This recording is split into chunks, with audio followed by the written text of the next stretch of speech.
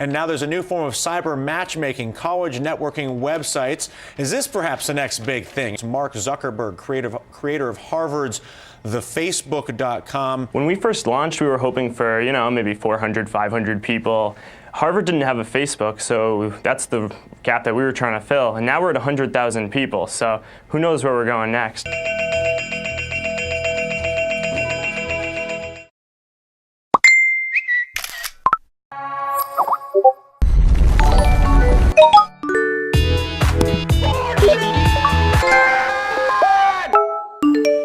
Is Napster still a thing?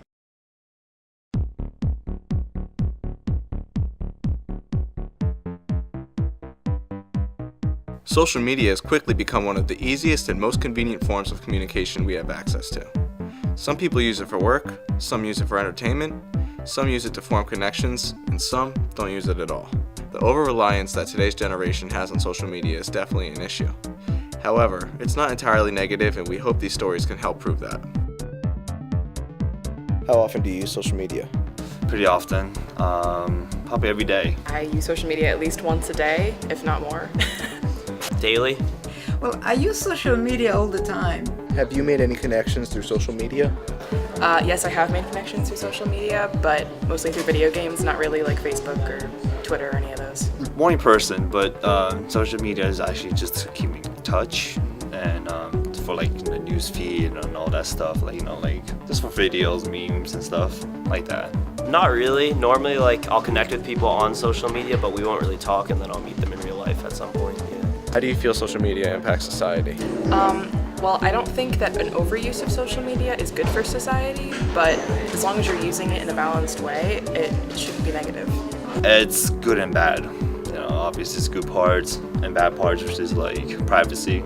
That's the main issue, and but other than that, just for personal use, you gotta use it with the self, awareness and self-concern about that with privacy. Talks about that. I recognize how good it is in terms of Facebook, communicating with people that they're very far away. However, the problem for me is sometimes it's sort of addictive and you can't get out of it. So it communicates with other people, but also it isolates you. We met because we had common interest in a few TV shows.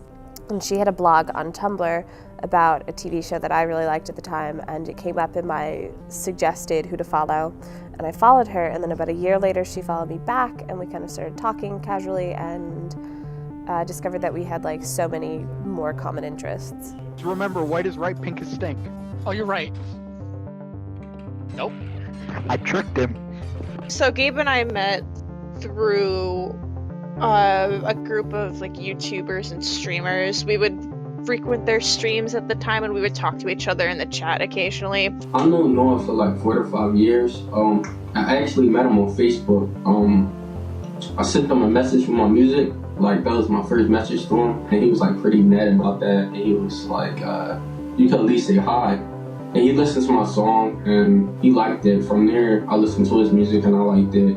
Well, the reason that I followed her blog was because I was just getting into the show Sherlock, and she blogged about it a lot. And then when we became friends, we discovered that we really like the same kind of music, and we both have 3 cats, which is funny, and we just have a ton of common interests in other TV shows that we like and books that we like and things. Me and Noah got countless songs together. I couldn't even count.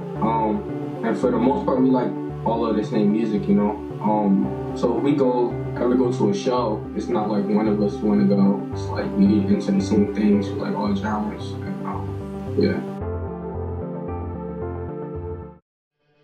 Some of the hardships for me, it's just a matter of finding the time to talk to each other, because not only are we balancing long distance, but it's also across different time zones. So he's 3 hours ahead of me. The toughest thing is that we'd really like to meet each other, but she lives in a county in England south of London, and obviously I'm here in New York, and that's $1,000 plane ticket that neither of us can afford at the moment. We're both students.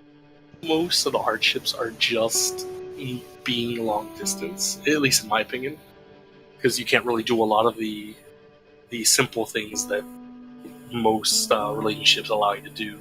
like local. The only way we can really communicate to each other are in messages or in voice calls. So you got to make those matter. But even then, sometimes they just can't compare. Former Facebook president Sean Parker is sounding the alarm about the potentially addictive nature of social media.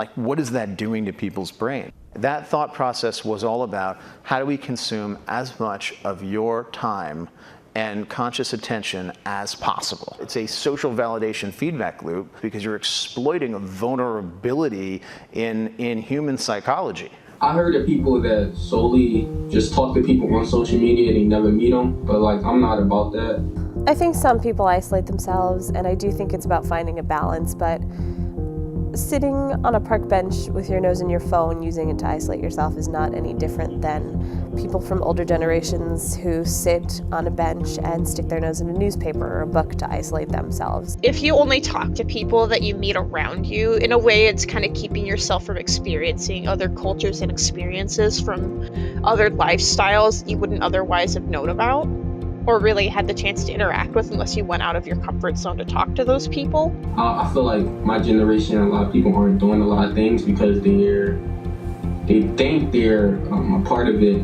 looking at it instead of attending those things. It can be isolating for people who have given up trying to converse with those around them due to whether it be anxiety or just nervousness in general. It can hurt them because you need to communicate with people around you. You've got to build those social skills that you inherently get by living your life with people. But at the same time, it can really just be expanding your worlds, talking to people from other cultures, people who might speak other languages but barely know yours so they can try to communicate. Like, it's not an entirely wrong statement, but it's not right.